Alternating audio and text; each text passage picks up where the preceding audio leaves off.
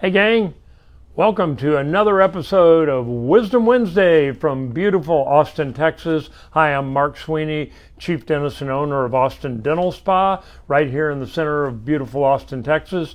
And she just panned to the plaques that we won from 2020 and 2021. We have voting going on right now, the nomination round, and then there will be a final round of top 5 in each category. There's about 200 different categories in the American Statesman, the local newspaper, and we have won the last 2 years in a row, really the last 3. They've only had it 3 years. This is the 4th year they're doing it. And 2 years ago, we won Best Dentist and Best Cosmetic Dentist. Last year, we won Best Dentist, and a friend of mine won Best Cosmetic Dentist, and we do more cosmetic dentistry than him. But anyway, that's how the voting goes, and that's why it's so important that you vote. Some people, friends of mine, have said, "Hey, I voted for you," and I said, "Oh, thanks, when?" And they said, "When it first started." But they didn't read the fine print that you can vote every day. You can and you need to.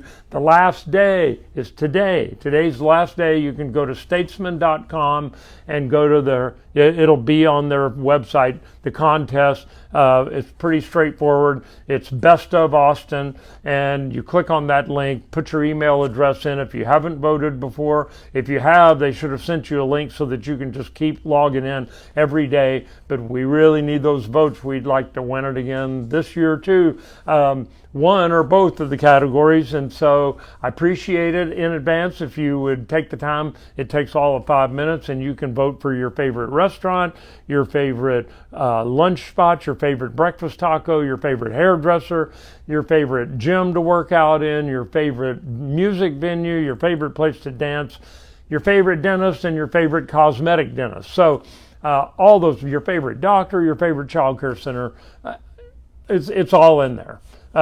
So would really appreciate your support in that. And we have a great topic today. If you're new to a Wisdom Wednesday, we always do a scientific topic or something to do with dentistry and medicine or keeping yourself healthier. And then we do a health tip to end things up. Our theme for this month, the month of April, is spring into spring, and so this is the last week I have to do spring into spring, or get to do next month. We already have our theme picked out for next month, but I can't give it away anyway. This is the last Wednesday in April. Can you believe that? We're already staring May right in the face. So let's get into the scientific stuff. This is really cool stuff. We've known for many years, almost 20 years now, that there's a oral systemic connection. What does that mean? It means that what's going on in the mouth can spread to other parts of the body. That gum disease, when I was in dental school 40 years they taught us that what it went on up here, kind of like what goes on in Vegas stays in Vegas. They taught us what goes on in the mouth stays in the mouth, in the head and neck area. We know that's not true anymore for at least 20 years. That if you've got gum disease, your body recognizes that as a chronic inflammatory state. No different than ulcerative colitis, irritable bowel syndrome, a lot of other autoimmune diseases like lupus. That's a chronic inflammatory state.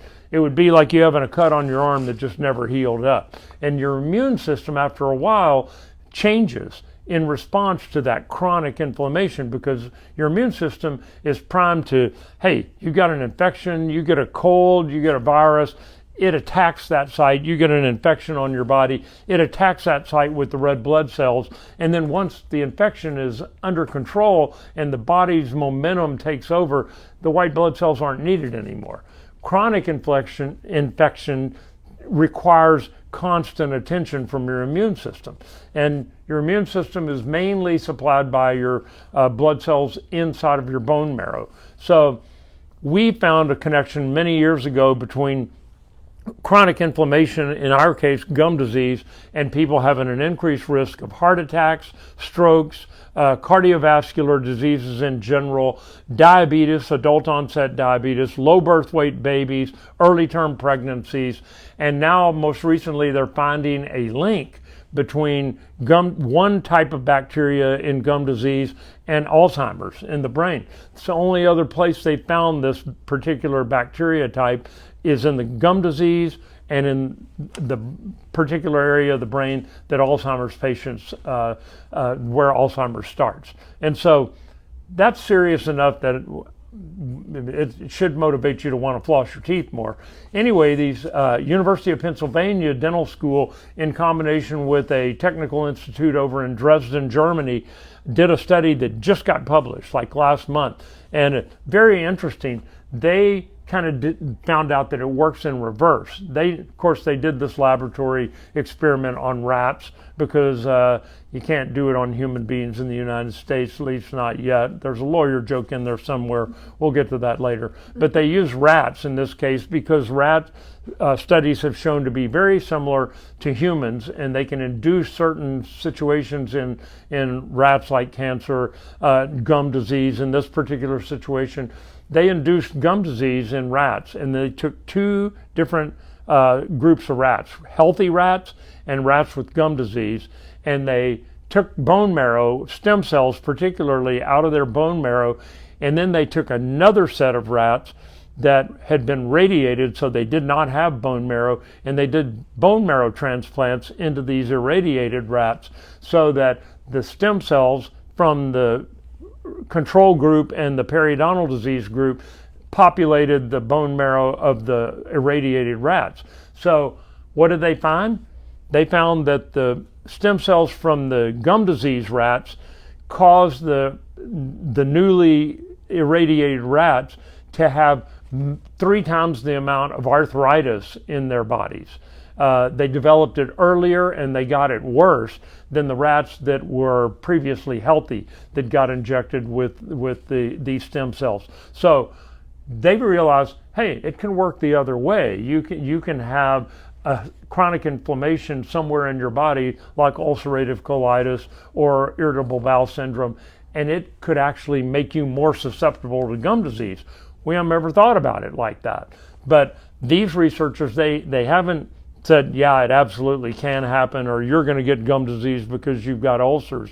But they're on the verge of saying it does definitely make you potentially more likely to succumb to gum disease or be more likely to develop gum disease, even if you wouldn't have otherwise, because your immune system is so beat down from these other diseases. Now, what about that laboratory rat versus lawyers joke?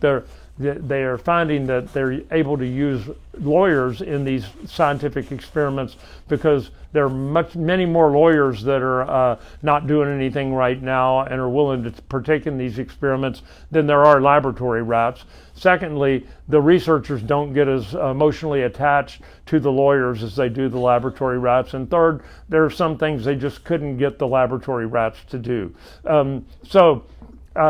There's my lawyer joke. Now, our health tip for the day is based on that, kind of a nice little segue. Hey, brush your teeth, floss your teeth, come get a cleaning. The healthier you keep your gums and your teeth, the less likely you are to have heart disease, strokes, adult onset diabetes, all these other inflammatory diseases, as simple as taking care of your mouth. So, brush and floss, come see us. See you next week for another version of Wisdom Wednesday, and don't forget to vote.